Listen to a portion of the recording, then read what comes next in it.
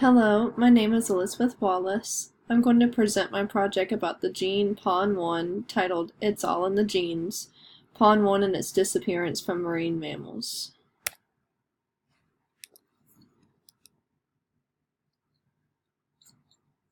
PON1 codes for the synthesis of an enzyme called paraoxidase 1. This enzyme is common in land mammals but has recently been discovered to be lacking or severely mutated and sometimes completely missing in the marine mammal genome of 3 distinct families and lineages. Paraoxidase 1 has 2 main functions. It protects against lipid oxidation and is responsible for inducing the antioxidant properties in high-density lipoproteins, or HDLs. In most animals, this enzyme is produced from liver tissue.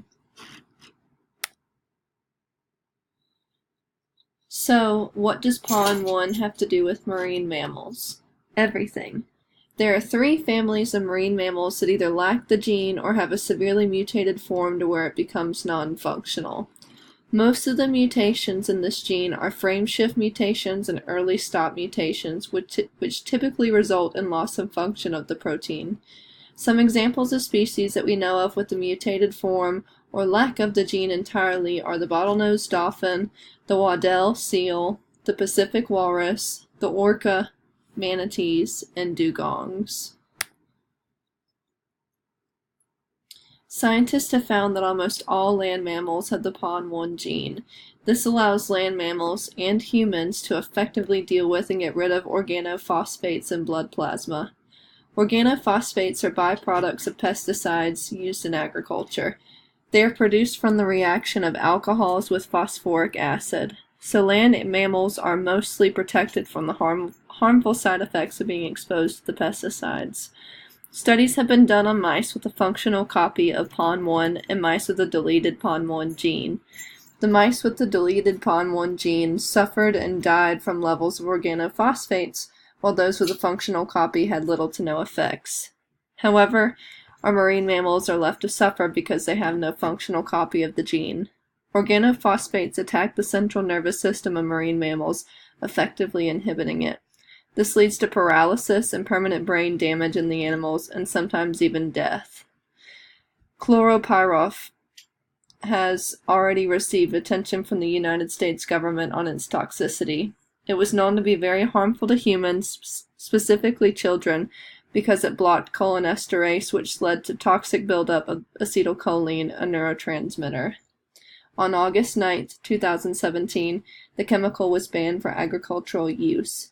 However, not all organophosphates have been banned.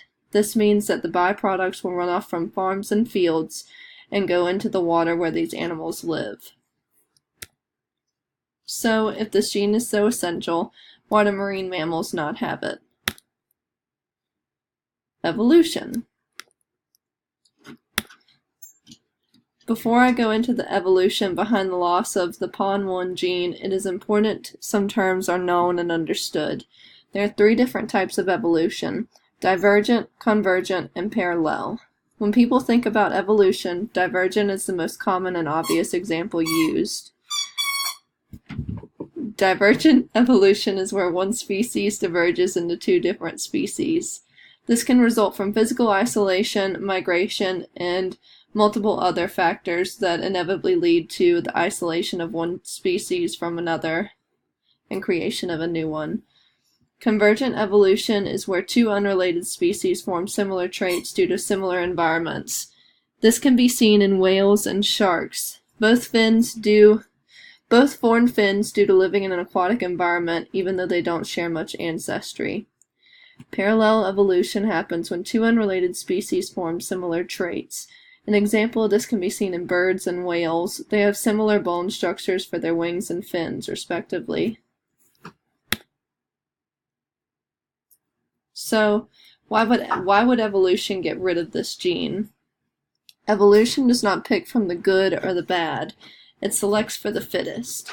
Land mammals millions of years ago started to transition back into an aqueous environment for a variety of reasons, such as needing more space or searching for more abundant food. Regardless of the reason, it happened. Animals adapted and evolved traits to help them move back into the aqueous environment, By making this change, their diets also changed.